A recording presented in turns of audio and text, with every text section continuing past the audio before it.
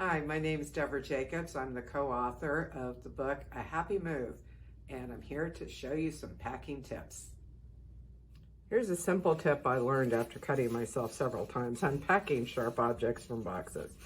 Get yourself a paper towel roll, fold in the end of it, like so. Take a piece of tape, run it across the end,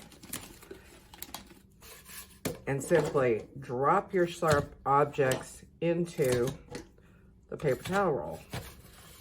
Fold the other side, run a piece of tape across it.